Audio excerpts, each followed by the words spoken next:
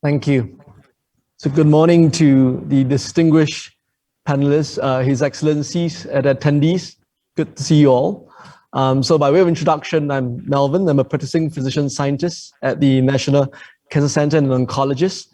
And also I lead the data and computational science effort in the Institute. So to frame this discussion this morning, I think it's very apt that we follow on a very profound ministerial session. I'm very honored and excited to be moderating this forum on collaboration. And I think it cuts across a fairly broad topic from research and innovation, training and preparedness, and clinical execution. So I think the COVID pandemic has raised our awareness across, in general, but I think the whole issue on public health extends beyond the pandemic. So we have a dense agenda today, but before I invite the panelists, so let's just set the scene and the context. I think there are a few key themes we want to cover today. And I think rather than being very superficial, we want to deep dive into these topics. And we'll focus on public health, pandemic, infectious disease, other human diseases, including cancer, and malnutrition, and bring in digital innovation. I want to hear your thoughts about where there's an area of gap for data-driven interventions and why these are good mechanisms we should exploit to foster collaboration. And then finally focusing, I think all this has a focus on ASEAN, that as an example of multilateralism in transforming the public health agenda. So with that, I would like to just bring in first, Professor Masjid. The PREDICT project is an excellent example to kick off this session. I know it preceded the larger and ongoing global viral project, but could you speak about your experience when you embark on PREDICT? How did you actually bring in all the different stakeholders and convince them to come on board, given the challenges I would imagine you faced at the time and the disparity between the different partners that you had from the developed countries to the low and middle income countries? Well, thank you for having me with this amazing panel. I'm very honored. The PREDICT project, I had the honor of leading the PREDICT project for over a decade.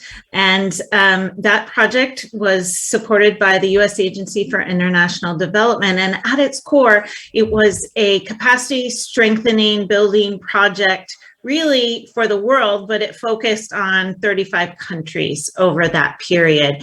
And the idea was that we needed to sort of build the ship, the public health infrastructure for being able to respond quickly to epidemics and pandemics and prepare for them and know what's out there, while also doing the research piece that you mentioned to be able to know what viruses are out there. Sadly, we weren't able to prevent this terrible pandemic. We weren't working in the area of China where it appears that the problem has really taken hold, but we were working with China and other countries, as you mentioned, that were maybe a bit more advanced in their public health infrastructure than many of the others, because it was a focus on LMICs, and we worked in many ASEAN countries. I will say that what we did with PREDICT that I think was really powerful and proved to be really useful in the pandemic is that we primarily trained and brought people together in a One Health platform. So we trained over 7,000 people to be able to use this, as we're all talking, and in the last session, this One Health perspective of working together respectfully and using all the skills and talents that you have in your system to be able to think holistically about what problems might come and then work together when those problems do come.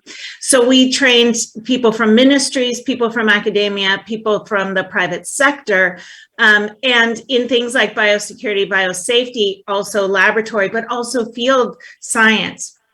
And when we started this with the countries, we went both from a top-down perspective and a bottom-up perspective. And I think that was key. And if I could encourage an ASEAN sort of continuation and expansion of this kind of work, I will say that you must engage with the communities directly and immediately and before you get busy trying to do the work. But it was the support the top-down support that we got that enabled us to even work together as a global community. And we did not, this is one of the only projects I've worked on throughout my career where we had full support from all the government partners that we engaged with, and we brought them together.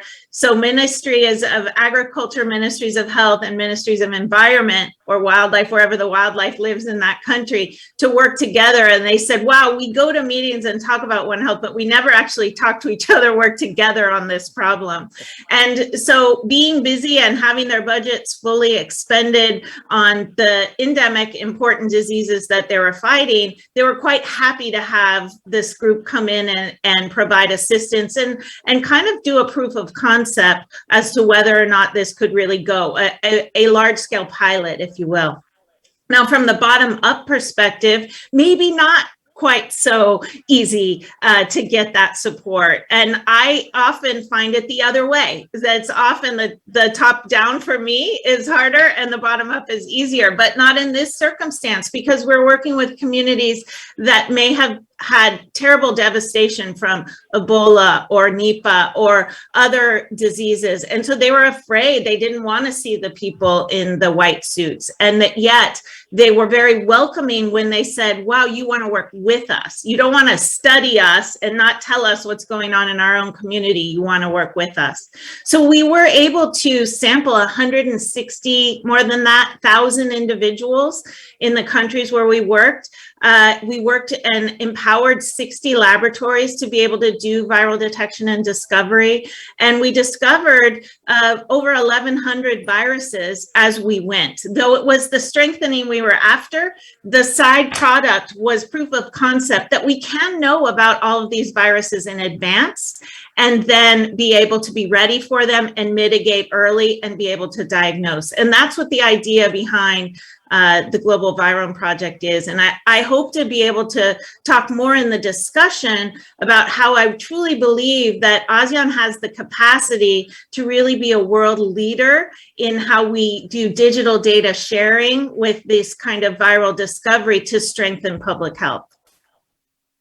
Wow, that's impressive. I mean, hearing it from you. And I'll bring you back again on especially the point on engagement, because I think, while you made it, you sort of put it very briefly, the extent of the collaboration was certainly very impressive.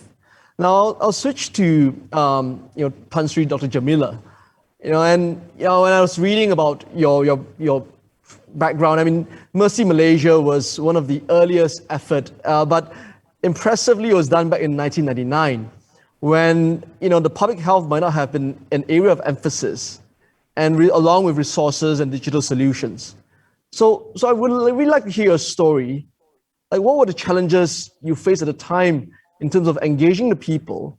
And now fast forward 22 years, like, where do you see the opportunities in public health and, responses in emergencies, and how digital technology could actually enhance all that? Thank you very much. It's such a pleasure to be here with the esteemed panel, and I'm really grateful for the invitation. Mercy Malaysia was started in 1999 as a non-profit organization providing healthcare in emergencies. And of course, at the time, very few similar organizations existed in the ASEAN region. And I think it was really important for me personally, as a physician, but also I think for the region to actually start developing that capacity. So it started off as an organization that wanted to learn how to excel in public health in emergencies. Now, the entire experience obviously has been, very rich and very rewarding. But what is very clear is this, culture matters, community engagement matters. And when you come from the region and you work in the region, and unfortunately, ASEAN and the Asia Pacific region is really the supermarket of disasters. So we have a lot of training ground in this region. I think it has been so invaluable, and I think also inspired many other similar organizations to be formed and to work in the region and globally. Now, fast forward, if I had, the digital technology at my disposal in 1999, I think that, it would have made the organization grow even faster. But having said that, we have seen in COVID-19 as well as other health emergencies that no matter how sophisticated your digital technology is, which can really be a leverage, at the end of the day, community participation, community knowledge, community trust is very important in ending a pandemic. I say this as well from experience working with Ebola in West Africa, where it was communities that came together and decided that, they needed to allow, for example, safe and dignified burials of their loved ones to end the cycle of transmission. So similarly, I think with this recent pandemic as well, we're still in the pandemic, community trust is important, and civil society organizations is in the ASEAN region. We've seen it in Thailand, how the Thailand Red Cross and other Red Crescent societies in the region have played such an important role. So technology now can also be something we build on, because information flows through use of digital tools is just phenomenal right now, right? But just as you have good information, you also have bad information. So it's a double-edged sword. So I think that, moving forward, I think where we need to work together, and I really, really agree with Professor Masjid that collaboration is key, that, civil society organizations become a part and parcel of any mechanism, whether it is a national-led mechanism or even a regional approach. So I think for ASEAN, with the establishment of the ASEAN Humanitarian Assistance Center, with the ASEAN ADMA Partnership Group that has brought in civil society, with the newly established ASEAN Center for Public Health and Emergencies and Emerging Diseases, I see huge opportunities. That technology can be a rich source of knowledge, can be a way that we disseminate that knowledge to communities as well. But at the same time, speaking from my experience now, working in Malaysia, we've also had to leverage on technology for using, digital tools to track our vaccinations, our testing, and so forth. So everything can be in the palm of your hand. And this is how, the society that has evolved around us is expecting things to be, that everything has to be within the palm of their hands. Thank you. I mean, and also again, circle back to this point, and I'm sure all of us sort of share a common sentiment about quality data over quantity data. So we'll come to that in a later discussion. So I'll switch to then, Dr. Kam, and this fits in very nicely, right? Because we speak about networks and ASEAN, and you keep hearing, the prior two speakers mention ASEAN as a good example. Now, you as the first chairman for the ASEAN Plus3, which is a field epidemiological training network, and it was established with the primary focus to foster collaboration on training of staff and bring together the different ASEAN countries up to speed, and it has grown quite a lot in the last 10 years, and you've actually brought in countries like China, Korea, and Japan. So I just would like to hear your experience when you conceptualize this network. What was it like, bringing together different partners where there's clear disparity in preparedness and resources, and perhaps share your wisdom for that on the ground. Thank you very much, Professor Melvin, and thank you, organizing committee. Allow me to give some history background. We ASEAN countries face at least 4 public health emergencies. The first one is SARS in 2023, right? Suddenly, there is a severely hurt traveling and tourism sectors, and the top-down collaboration start. The head of state coming together. They want to show that they are uniting to do something. So they instruct the technical persons, that the Ministry of Health, to exchange information, training in surveillance, contact testing, laboratory, capacity building. So suddenly, it's come as a declaration, but we really don't know each other. We don't know how to working together. We don't have funding. China pledged 10 million for the funding, but conditioning, you have to use according to the China government law. So that is not work. Okay, now the second public health emergency is the avian influenza in 2005. Severely hurt of the export of poultry, counting of million of poultry in each country. And then the new idea, One Health, human and animal collaboration need to be strengthened. That is very good idea. So we start joint training between animal health and human health. We start teaching, exchange of staff, and that is very important because you start to establish personal relationship. I want to underline this, personal relationship. Then we can start, cross-border investigation between Thai, Laos, and Vietnam with the assisting from the Ministry of Foreign Affairs. And then, the idea that we should advocate for stockpiling of PPE and also Chemivia. That is a very new idea, and that is very attractive. Japan donate PPE, and some country donate also Chemivia. That is a good start, but it's not good enough. Now, come to the third public health emergency, the pandemic influenza. Now, this one in 2009. Very lucky is a fairly pandemic. It's not so severe. And then we have time to think that we really need to make the dream come true. Don't let the political instruct us, but we should really think what we want to do and put that in the leader statement. And that need a lot of consultation and communication. So finally, all the ASEAN and past three, China, Japan, Korea, because all of these countries, they have the field epidemiology training capacity. So we join together, we form a structure, rotating the chair to have ownership, but then need some permanent coordinating office, and we need some volunteer, and that is a Thailand volunteer for that.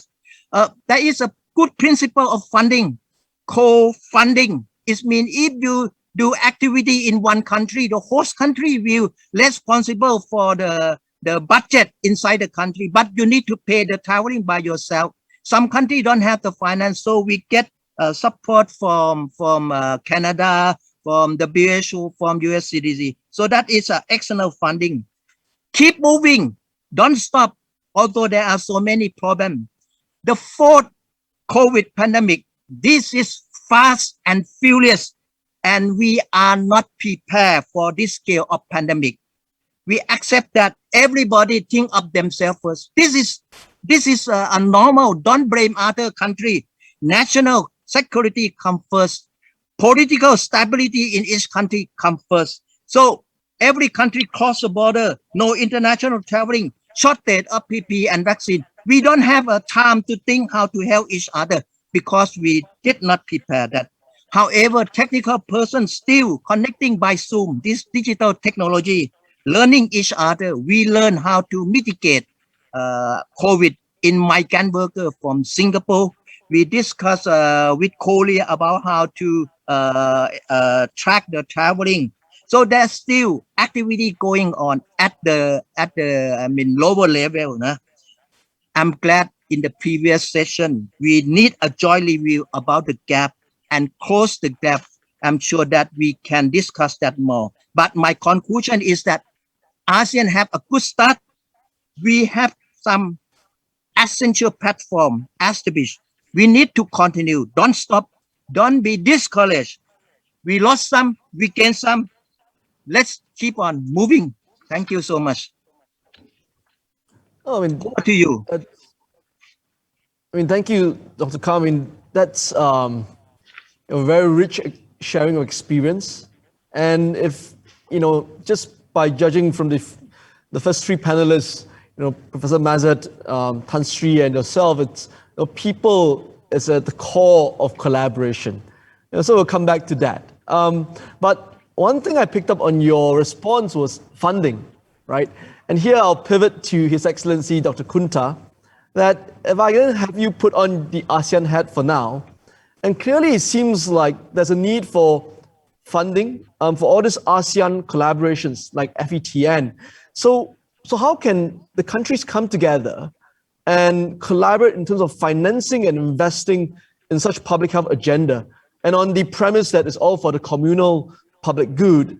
And yesterday, at one of the very nice session, we spoke about, are there common funding mechanisms that ASEAN can think about that would be similar, not too dissimilar to what we have in Europe or even in the US?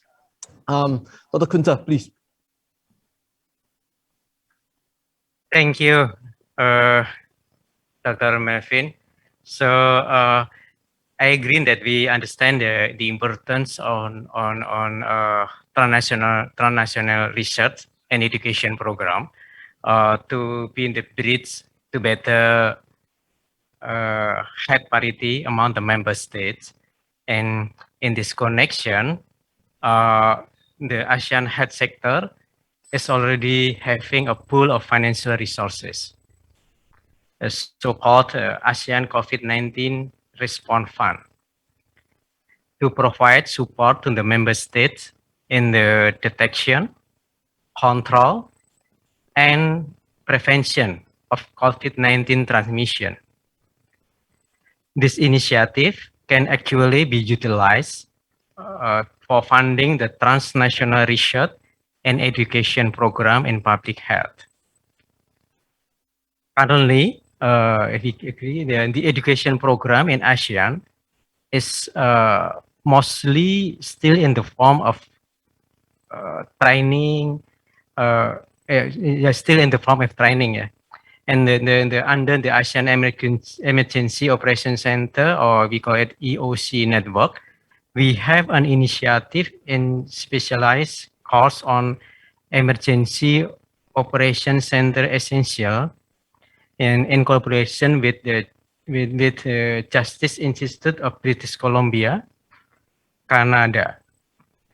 The course will bring officials from ASEAN member states to learn and share their expertise and knowledge working in Emergency Operations Center in their respective country. And then ASEAN Health Sector is also currently working closely with the US CDC in designing specific course and fellowship for ASEAN to be part of capacity building elements in period 2021 until 2025 project activities of the ASEAN Health Sector Work Program. So if you see that this is many initiative that we try to propose, and we already have a course and everything. And we have on the Expedia, or we call it ASEAN Center, we also plan to have innovation platform and that will facilitate the research and development on public health in ASEAN. This is supporting our ASEAN Hub. This platform will also conduct capacity building to foster enforcement of medical countermeasures.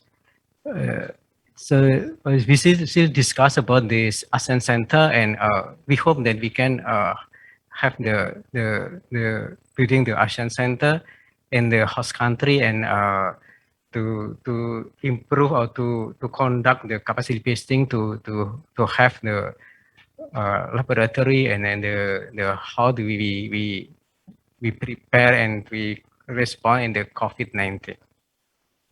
Yeah, in the public health emergency too.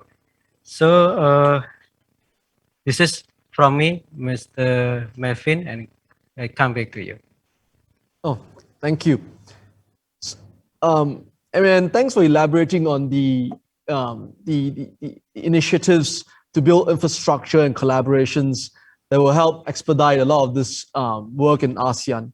And so then, that allows me to then pose this question to Professor Magnus. And we are on the topic of funding and infrastructure building. And I'm always curious, as a Singaporean myself, how does an organization like Temasek Foundation views its role as a funder and a stakeholder in terms of plugging the gaps in this ASEAN public health ecosystem? So how does it actually prioritize the area of research and decides how to provide bridging fund? And apart from just funding support, how does Temasek Foundation positions itself as a preferred partner for some of these collaborations? Yeah, thank you. And good morning to you, Dr. Melvin Chua, and to my esteemed panelists. And also good morning to my colleagues in the member states who are attending on the webinar. So Dr. Melvin Chua, I need to seek your indulgence to allow me a bit of time to respond adequately because you have asked me 3 questions. So the Masjid Foundation has really a key role and commitment as a facilitator and active pathfinder in several dimensions of the pandemic and pandemic preparedness. The role is not only locally, but also across our member states, the wider Asia, and globally. This is a definite role as a facilitator and active finder. It's across various stakeholders in solutioning the pandemic. The Masjid Foundation has boots on the ground. We've been involved in this space for a bit of time, and we are in the trenches or at local practical delivery levels in the region for many years now, as I said, and I will elaborate on all this. But Dr. Melvin Chua, before I elaborate further, I should reiterate 4 strategic realities which informs the Temasek Foundation's role. These are unique realities, but I think we need to remind ourselves of this. Number 1, that no country is safe until every country is safe from the pandemic. I think we heard from the earlier panel that no one is safe until everyone is safe. This is a truism. So it is imperative that we adopt a whole of society approach, a whole of ASEAN approach. Number 2, that the elephant in the room really is disease X. I think Sri Jemilah and us had a conversation on this at a Temasek Shop House conversation. This is a more calamitous pandemic. Our preparedness for disease X must be immediate. Number 3, public health goes beyond hospital and clinical care and healthcare facilities. It includes, of course, health policy management with health education, health promotion, but also health communication, the physical and social environment with animal health and food safety. But this includes the unseen part of the pandemic, the mental well-being and the mental health, the desocialization of the individuals and the families, the fear, the uncertainty, the loneliness across the population. So we need to address these issues outside the hospital health cluster into the societal aspects of the pandemic. Number 4, that Singapore and other member states in ASEAN face substantial challenges, including the aging population, the burden of non-communicable diseases, the sustainability of national health services. We see that the problem expressing itself in the various member states and the health divide between and within countries. So a successful strategy, as the earlier panel members had indicated, is that you need to have that collaboration of public health digitalization even, and we should integrate the following pillars. We need to integrate the political commitment, the private sector, the foundations like the Masjid Foundation, the normative frameworks like community of practices, the technical infrastructure, the targeted economic investments, education, research, monitoring, surveillance, and evaluation. And I think we should leverage the capabilities and resources of the private and the philanthropic sectors. I think the earlier panel emphasized the triple P. However, we need a different construct for partnerships, as well as policy, as a good doctor had mentioned early on. With the official sector engaging the private and philanthropic sectors now, continuously, not only once a pandemic strikes. And I think This has been one of our failures within our member states. We cannot be caught on our back foot as the disastrous consequences of the pandemic has shown. So what does the Masjid Foundation do? And again, the role is one of facilitator and active pathfinder.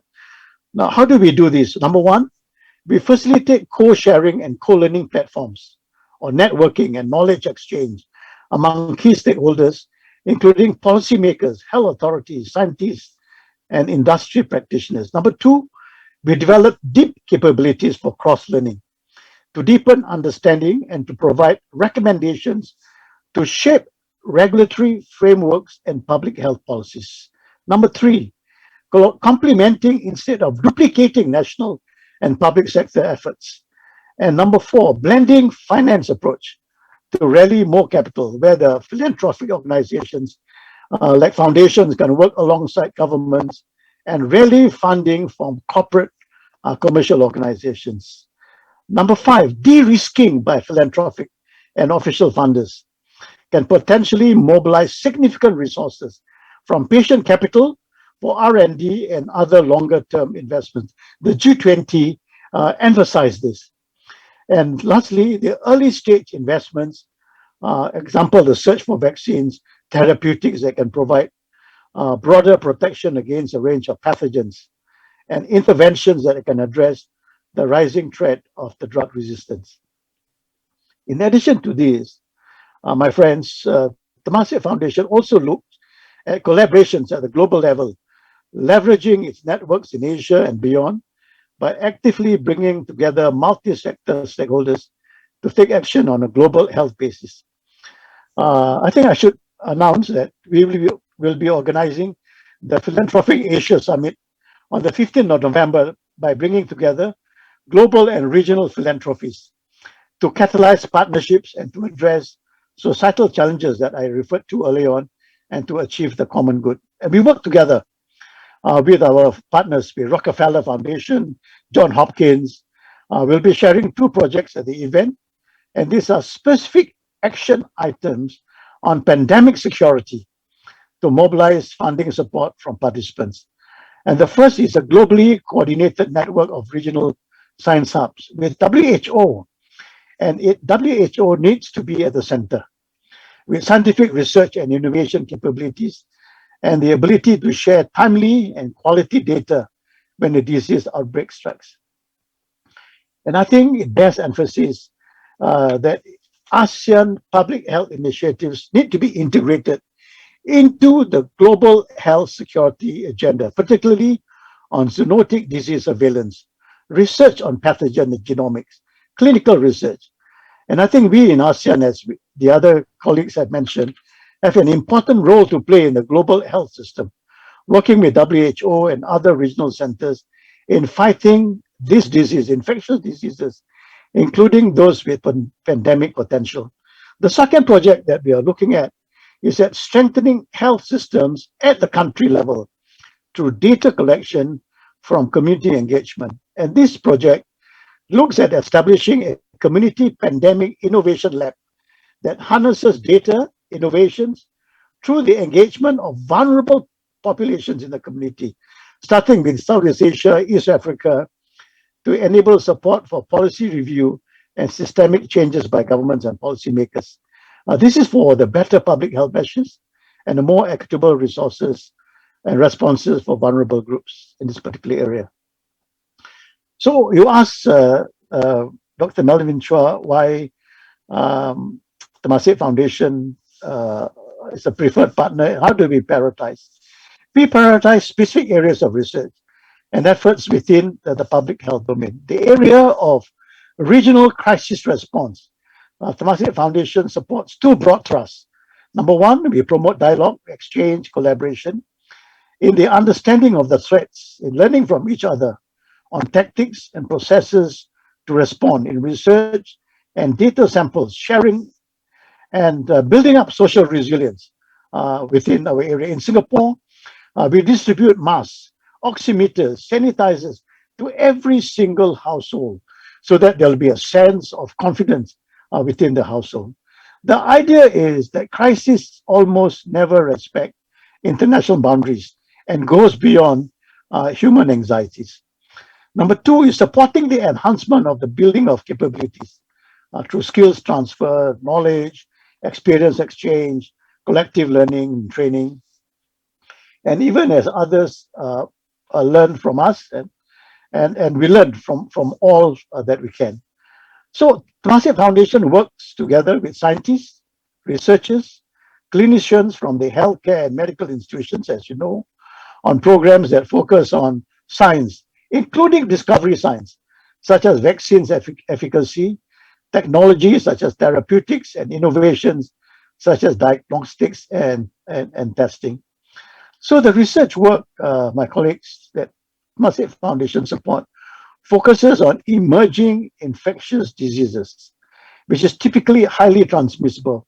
And the work covers two primary aspects: upstream, where we proactively identify potential sources of emerging and infectious diseases before it transmits to the human population, such as zoonotic diseases. And downstream, when the infections have been transmitted, proactive measures are put into place to contain, to mitigate, to eliminate, and for the recovery of human population from further spread and transmission.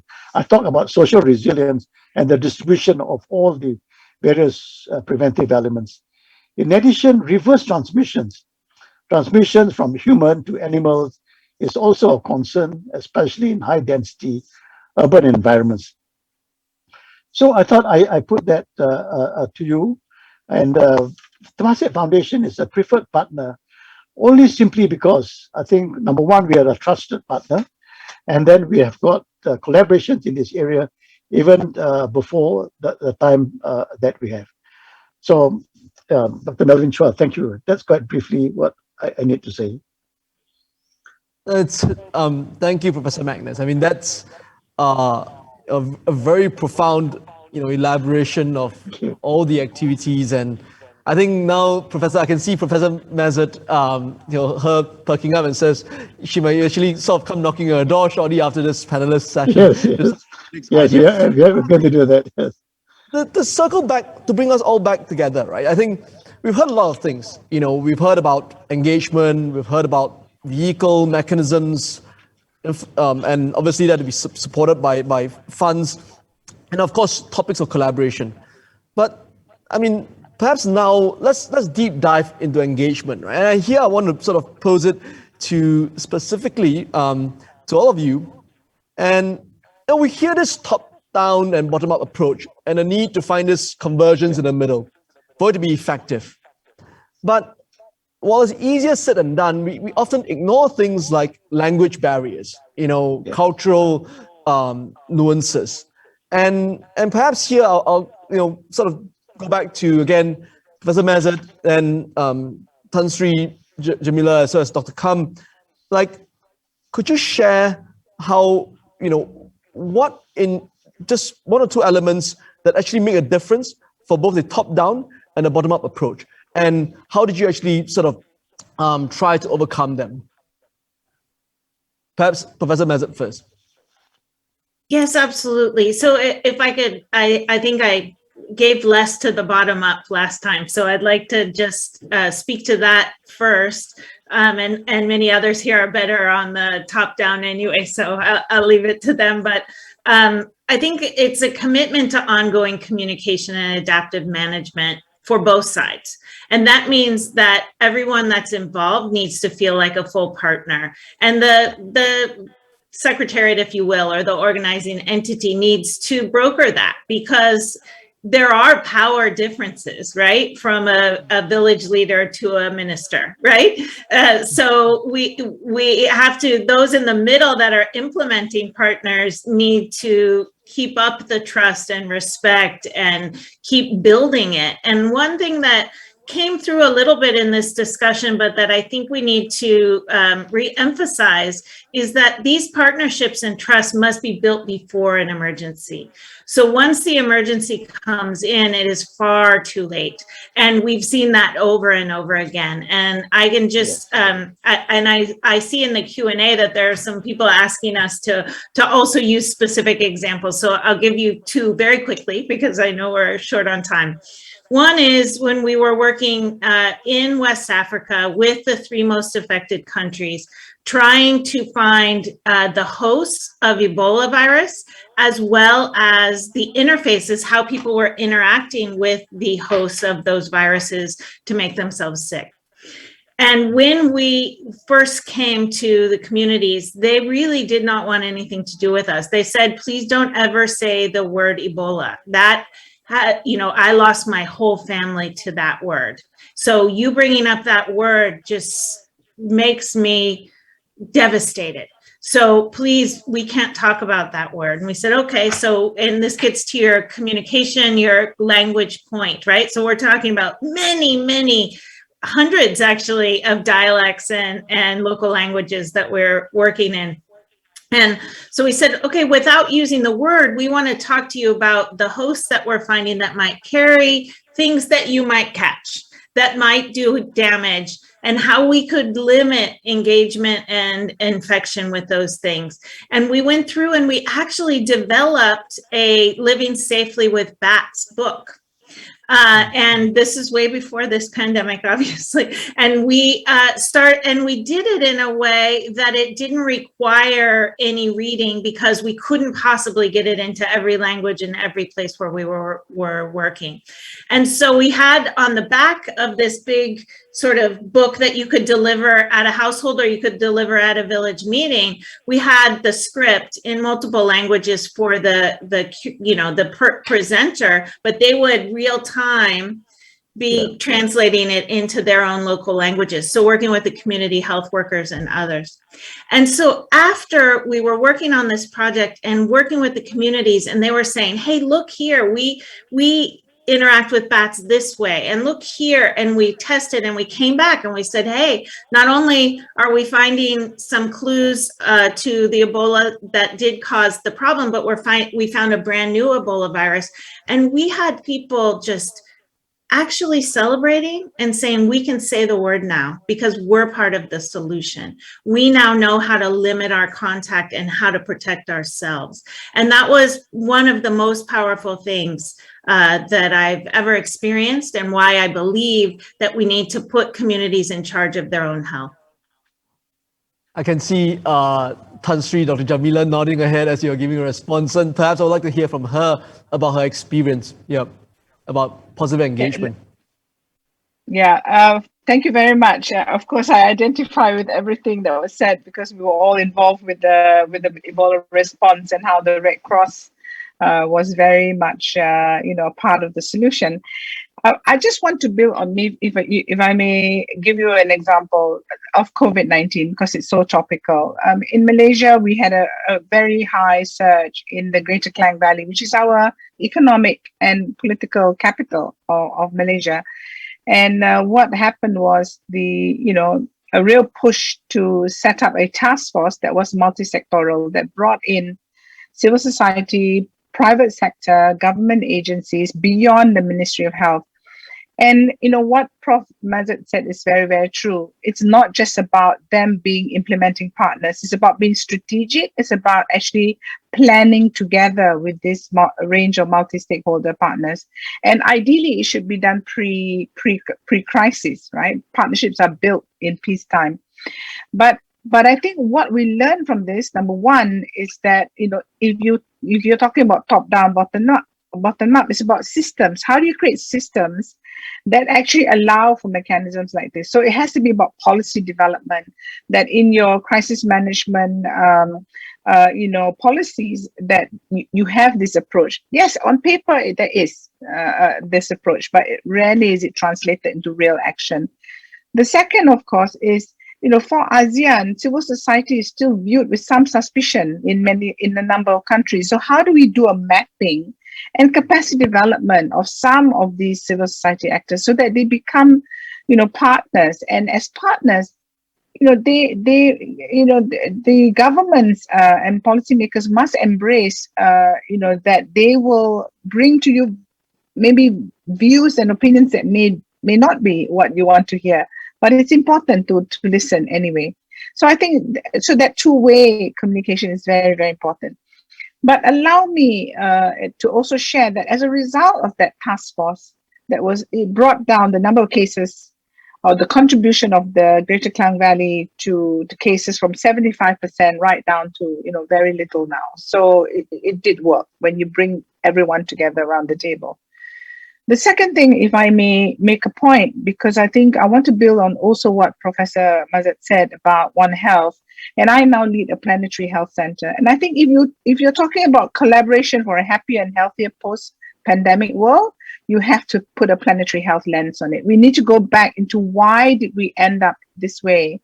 And it is because, as a result of development, as a result of growth, we have actually violated our planetary boundaries. And that this pandemic is a dress rehearsal for many other things that will happen in the future that are not good. They could be other infectious disease outbreaks. They could be smaller epidemics. They could be the dreaded set of disease X that we've been talking about. And I've had the pleasure of engaging with the Masjid Foundation on this. Now, the other thing, of course, is that it will then push us to look at health beyond the remit of health ministries. Health is only 20% in the medical care complex. The components of health is, 80% is environmental and social. So, we must change our attitudes towards, health if we are going to have a happier and healthier world. And I think, for me, the planetary health lens is broader, is much more far-reaching, and we need to take that approach. Well, thank you. And Dr. Kam, would you share a few words about this, quickly, just about your experience with the training network? Yes, engagement is you have to feel the joy, enjoy engagement, not force engagement. So I have some points to share. First, build relationship first. Don't go to the common visions project. Build relationship. I remember when I have a meeting with Dr. Kandun from Indonesia. He always sing a good song, and then I say, "Oh, I love to work with this guy because I love to hear the song." And then in Singapore, I always met with Dr. Stephen Uy, and he say, "Come on, I'm happy to see you because one time I'm in Bangkok and you buy me ice cream. It's very hot that day, and the ice cream is very good." So build relationship. Once people love each other, they want to work with each other. The second point is working style. When you work with a country, ASEAN, they have so many protocol, very, very strict protocol. That is not good. Less protocol, more friendship, so that people can avoid, I'm not saying avoid the rule, but see how to overcome the rule and barrier. Less protocol, more friendship. The third one is country initiative, not funder initiative, not outsider initiative. You can advocate, but finally the country have to think, yes, we want to do this, and do it on a collective manner. ASEAN use the term lead country. This is not good. Once you say that on this project, country X is the lead country, no other country will join you. But use the term core group, and then you involve 3 or 4 or 5 countries. Then the last country will, yes, I want to join as well. Fourth is communication, consultation. When you want to introduce a project, don't worry about the goal, the indicator. You ask them, is there any concern that you see? They will say, "Oh, I'm very busy. I'm very trouble. My family is in trouble." So in that case, no need to force or no need to speed up. You need to have some consultation, and that the last one is be kind, be flexible. Once you have the project program, you always try to make it achieve in due time. That is not good for positive, constructive engagement. My last observation is that there are so many geopolitical issues in the ASEAN and in every country. Avoid that geopolitical issue as much as you can. So thank you so much. My last word is that engagement needs soft skill, not hard skill. Engagement needs soft skill, not hard skill. Thank you so much. Over to you. This wouldn't be your, so thank you for your, so this wouldn't be the last time we will call on you again, but I think the audience cannot disclaim that they haven't heard very specific examples from all three of you. So now let's switch back to a high level view, right? And we speak about data. You know, data is the core of all these collaborations and, but, you know, often we hear about the quantity of data. You know, people selling like, oh, we come together, we get a large data set, we can do everything we want. But often we overlook quality data. And on this point, I relate, you know, very closely. And I think what is clear is that there needs to be a mechanism to actually collect good, high quality data. So here I'll sort of pivot to, you know, His Excellency Dr. Kunta. Perhaps could you share from, I mean, you shared some examples from an ASEAN perspective, but how, you know, is there thoughts about how can we build a common place where data can go into this sandbox, but not just any data, but, you know, working with key stakeholders to ensure that high quality data that can be actionable goes into the sandbox? Thank you, Dr. Melvin. For the good data, yes, I think the first is legal paperwork is something that cannot be avoided in having a legally binding partnership or collaboration, as it protects the interests of related parties. I do realize that the process to have legal paperwork is sometimes very exhaustive and draining. But, and therefore, I think that this process can actually be simplified through the establishment of the regional data infrastructure architecture. So this will help in simplifying the current endorsement process in ASEAN that requires multiple layers of endorsement from 10 ASEAN member states. Where we are gradually establishing a better system, for now, it would be better to keep in mind on more benefit derived from the partnership rather than thinking too much on the long process for legal paperwork. So relationship like Dr. Kumnan is very important in this situation. And the second thing is the transparent. This is important. And as one of the pain points of ethical concern, I think the most major one is related to the confidentiality of individual data. It's very much understandable as data breaching happens every now and then. This also potentially leads to the social issue, such as discrimination and several diseases that is still stigmatized by the society. So therefore, the data management should have protection, security standards, as well as standards of confidentiality and privacy in place. So this is a very important thing when we want to share the data and the information. I think this is what we are thinking about in the ASEAN countries, yeah.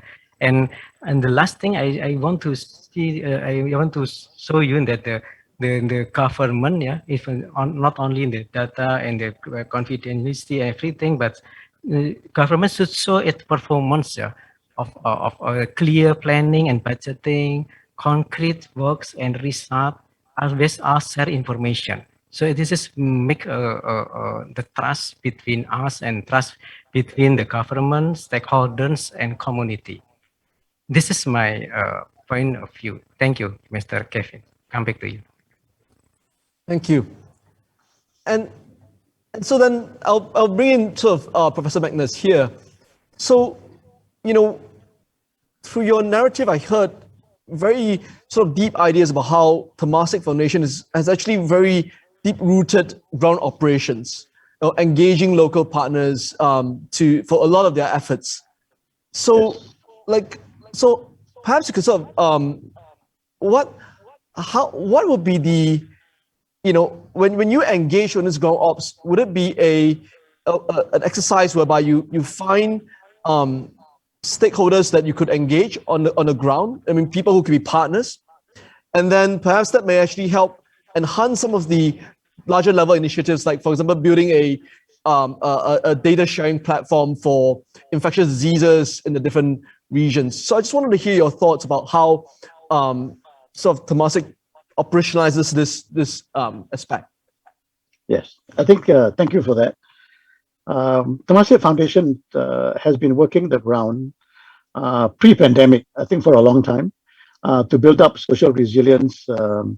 I'm talking about Singapore as well as internationally, building up social resilience in the various local communities that we work at. So I'm giving you an example. In Singapore, we distribute masks, as I indicated earlier on, to every household. We distribute sanitizers to every household. We distribute oximeters to every household, and then we replenish the masks as well as the sanitizers at periodic times. We also moved into public education and public communication of the members of the public. Dr. Melvin Chua, I think the critical thing is, by doing so, we are building trust. And by building trust, we are also empowering our own residents, not only in Singapore, but also the areas that we work with, giving ourselves the personal responsibility.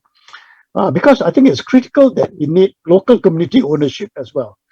If the community buy into the implementation, becomes smoother, and the community becomes part of the solution.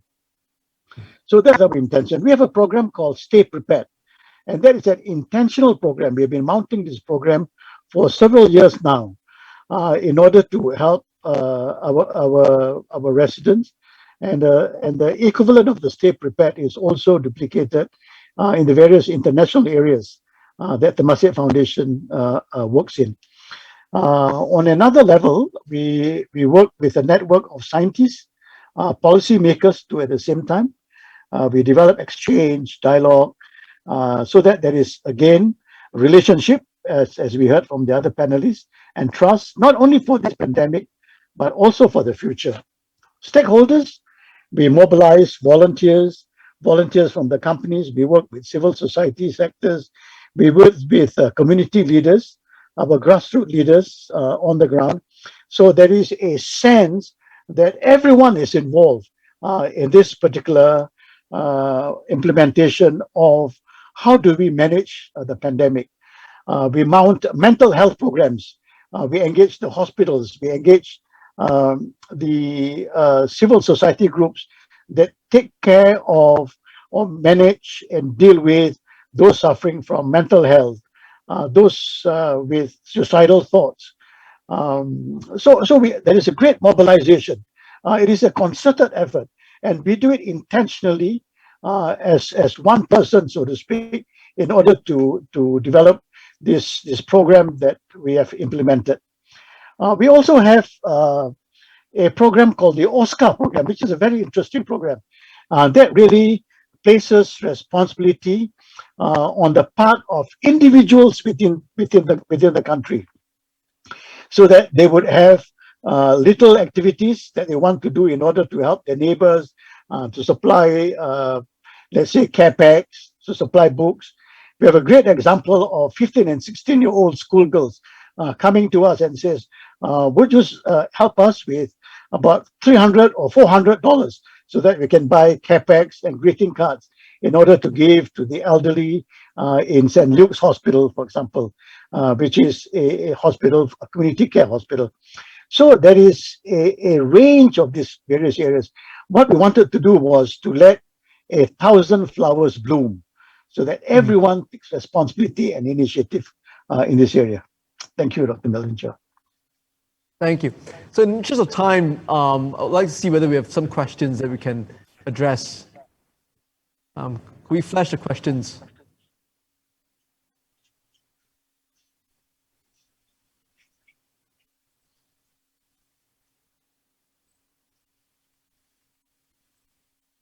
Does public health issues often require swift actions? So in navigating time-consuming bureaucracy, that's a very profound question. So perhaps this I will, direct to maybe Professor Masjid and Tan Sri. You could share your quick experiences about this. How do you navigate bureaucracy? And perhaps I'll also get the opinion of Dr. Kunta from a different perspective, from a bureaucrat perspective. So perhaps Professor Masjid. Yes, just really quickly, I would say this is always tough. And as we've discussed, you have to follow all the rules, and there are ethical considerations, there are reasons for the rules. But my best success has been when I incorporate and make good friends, as was discussed before, with the folks who are the bureaucrats, who are in charge of the paperwork and the rules, and make sure they're partners in the project so that they can help me, because they're the only ones that can often move things from one desk to another. So, and often they also are very smart and understand why the rules are there, and they help keep me true to that. So that's my best advice, but it is always a challenge. Tan Sri? I'm smiling because I'm remembering Lao's quotation. If you tell me, I will forget. You show me, I may remember. If you involve me, I will understand. So I think that it's really true. But where we have really involved bureaucrats, things seem to move faster. But working in the international system, I remember a very good piece of advice given to me before. Sometimes it's easier to ask for forgiveness than to ask for permission. So we may have to bend the rules occasionally. His Excellency Dr. Kunta, I mean, from a bureaucrat, how would you give advice to the audience? How should they actually try to engage a bureaucrat? I mean, to share, to sort of make you understand from our perspective.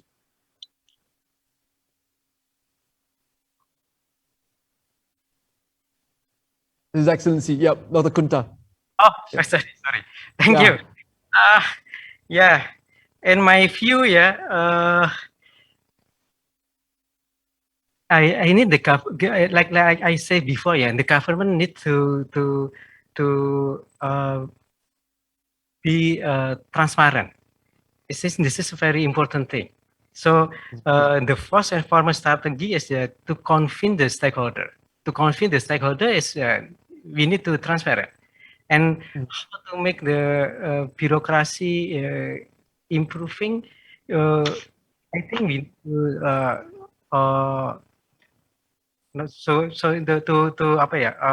to improve our collaboration and to make the government not be silo. Silo is mean that not only in the one issue, and not, you need to synergize and not silo again.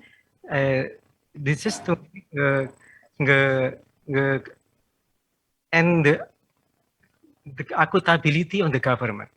So first is transparent, make accountability, and not the silo.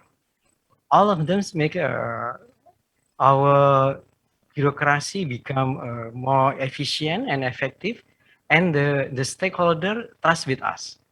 This is my experience, as long as the important thing. So the three things that we need to improve: first is organization, second is human resources, the third is a budget. If we have already done this to be efficient, effective, and transparent, so the stakeholder and the bureaucracy become efficient and effective, and smoother to implement, and people believe with us. This is my experience, Dr. Kevin Melvin. Wise words, wise words. Thank you. Could we perhaps have another question in the interest of time? How do we address the issue of data privacy when medical professionals will suspect patient confidentiality even before we talk about data sharing? Oh, that's a tough one. Perhaps, again, here, I think Professor Masjid, if you could comment. Sorry to put this tough question onto you, but.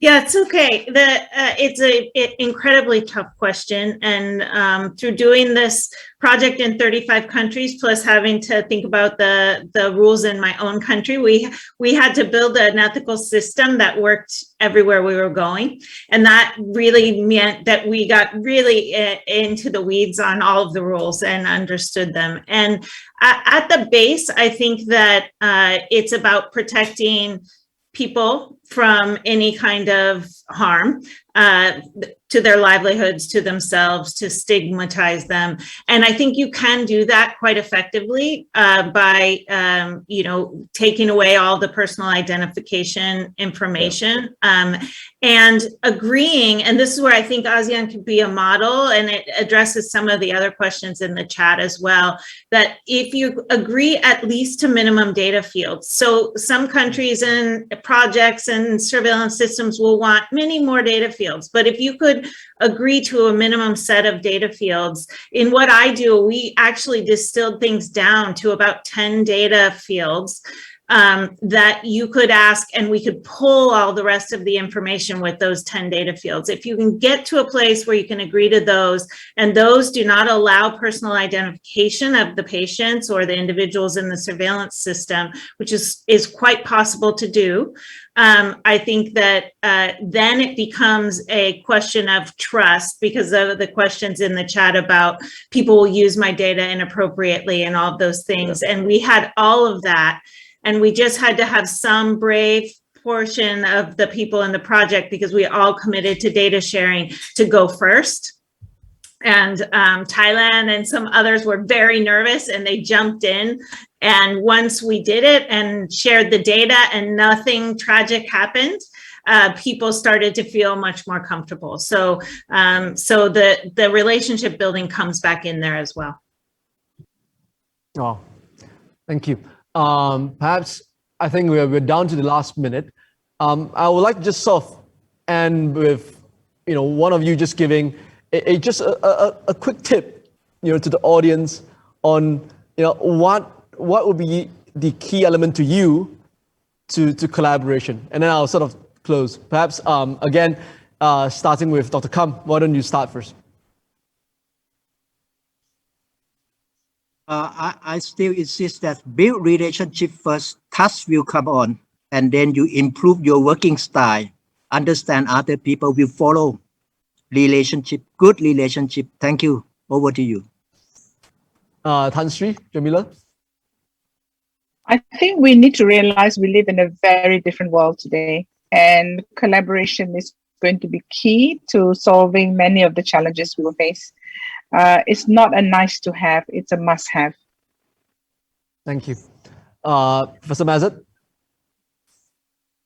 I would just say that if we all are committed to the global common good, and we affiliate with other organizations and governments that are committed to that, then we will be successful.